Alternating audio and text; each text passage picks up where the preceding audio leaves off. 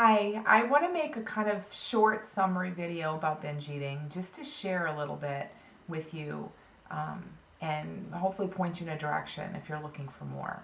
So I do have a lot of longer videos on this. I've done a lot of interviews about it.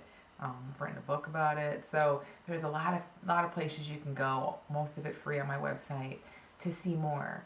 But kind of what's on my mind about this right now is, to be honest, a little frustration, a little impatience, because I just really feel like this habit, so many people suffer with this, and it's so unnecessary.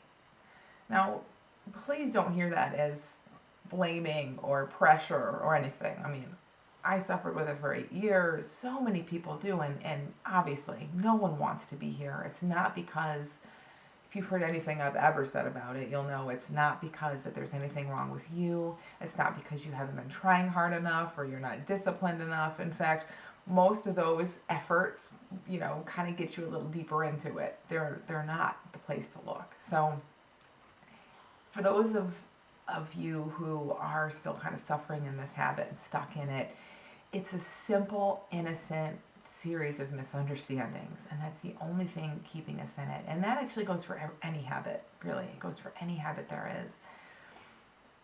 But it really is unnecessary. I've seen so many people kind of come to see a new truth about life, a truth, and that really is a truth about how our mind works that psychology isn't quite up on yet. They're catching up, but this is not mainstream yet.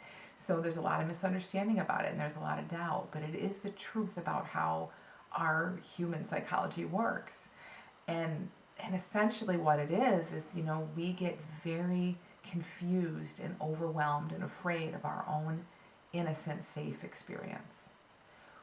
We meaning human beings, not just binge eaters, not just people with habits or addictions, everyone, we get really caught up in our own thinking. And when we're in our heads, when we're living in our heads rather than in life, the way that you see little kids just kind of live in life and they just take it as it comes, and you see those adults who are really kind of, their brow is kind of furrowed and they're kind of clenched over, they're in their heads, they're not in life. The more we kind of start to live in our heads, and we all do this as we grow up to some extent, the more complicated life looks, the more confusing it looks, the more questions we end up having. And the truth of it is that life and how to eat and how to be and kind of navigate the world is incredibly simple. Every one of us was born with everything we need to naturally eat what we want to eat when we're hungry, to move when we feel like moving, to feel emotion and not have it overwhelm us, to just go through life in a way where we're super resilient and we're just kind of going on our own common sense. It's that simple. It really is common sense. And unfortunately, what happens is we start to get so in our heads and we're overthinking things, and then we get scared, and then, I had this experience, or I gained some weight, or this happened, and I have to fix it. That's the attitude, right? I have to fix it. I have to figure this out. And that I have to fix it, I'm in charge here attitude, straight back to your head. That's all it does. You can be kind of relaxed and you're in life and you're taking it as it comes and you're fine. And you're habit free in that place. But as soon as you start to get a little anxious or a little confused or a little worried, or you want to change something, very opinionated, we go straight to our heads and we try to fix it. And it's innocent.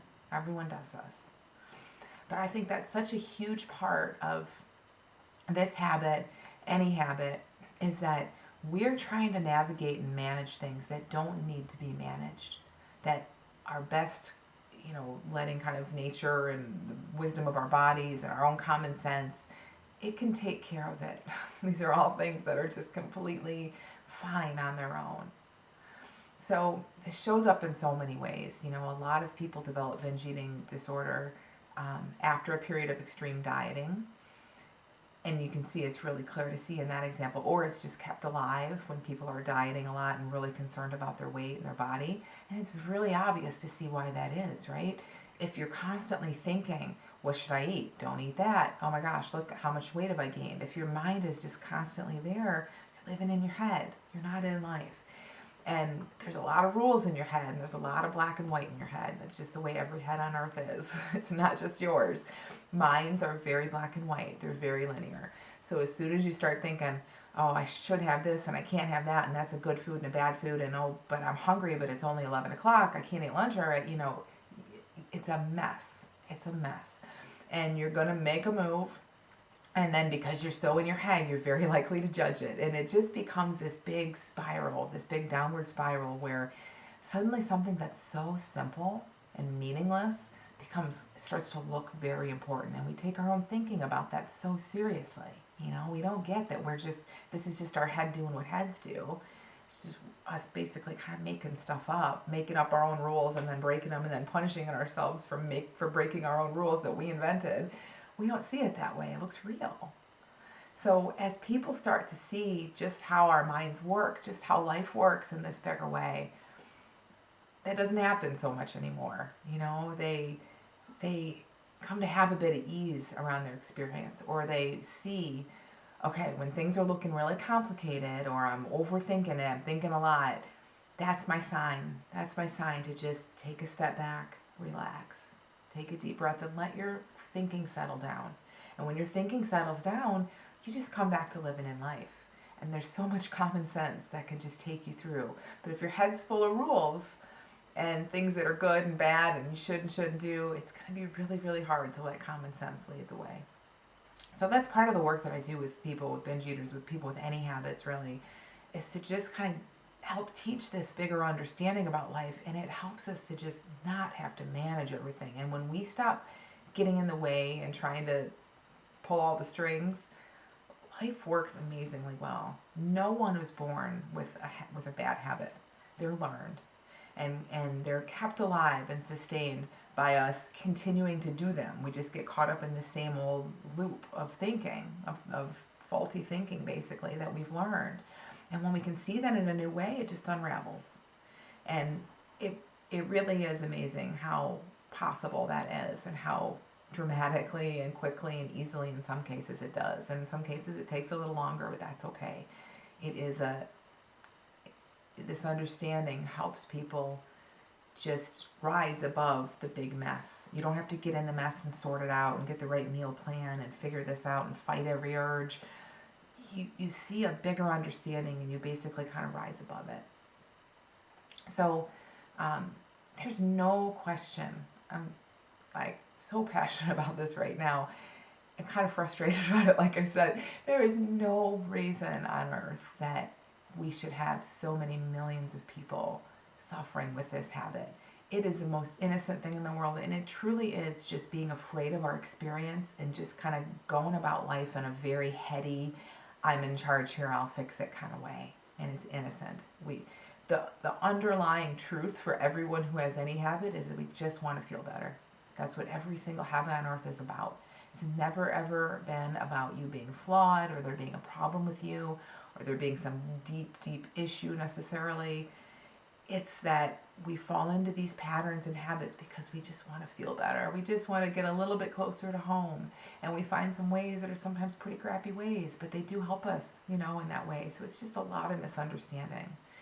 So I just wanted to share this. Again, there's a lot of resources on my website about binge eating and habits. And I am going to be teaching a short class, a 2-part class, starting, I think, June 14th, specifically about binge eating, freedom from binge eating. It's going to be 3 hours total, 2 90-minute classes, where I just share a lot from start to finish about everything I know on this, because honestly, we don't need to suffer with this anymore. This is very, very treatable. And not just treatable, but it's very possible to find complete freedom from it.